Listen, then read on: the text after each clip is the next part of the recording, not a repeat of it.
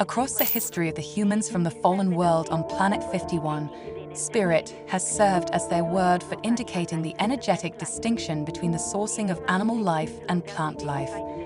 These human scientists long ago identified that plants have no internal electronics, but rather derive their life energy from their world's sun. The humans of this life planet recognize that all animated life forms, including themselves, maintain a coursing signal of electricity through their bodies until they do not, at which point their somas expire. When the electronic signature leaves the animal flesh of otherwise unliving material energy, these humans define their mortal bodies as dead. Denoting possession of this life force energy, the humans' modernly popular English word animal comes from their older Latin anima, meaning life or breath. Spirit likewise relates to breathing in their English language in their word respiration. In the sacred texts of this fallen planet, both their Hebrew and their Greek signify all three: spirit, breath, and wind.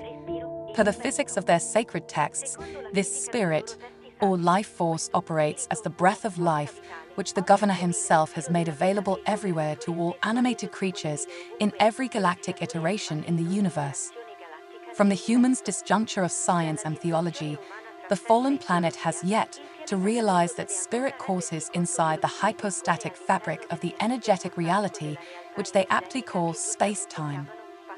This oversight on the invisible energy of life force has permitted the peculiar permeation of a ridiculous philosophical tendency of so-called materialism throughout these humans' thought disciplines. At some point, these humans must physicalize their conception of spiritual energy, lest the so-called mammon deceptions completely dominate their model of reality.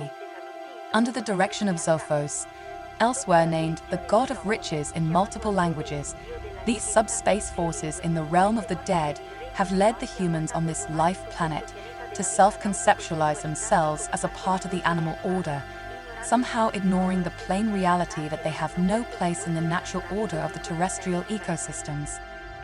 Why do these fallen humans desire to fancy themselves as belonging to the suborder of the animals when they so plainly recognize that they do not?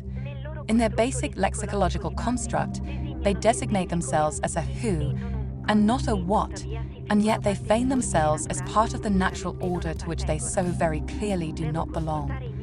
I must consult my non-scientific colleagues for their theoretical contributions on how or why these humans would ever allow the indignity of their own self-definition as merely rational animals.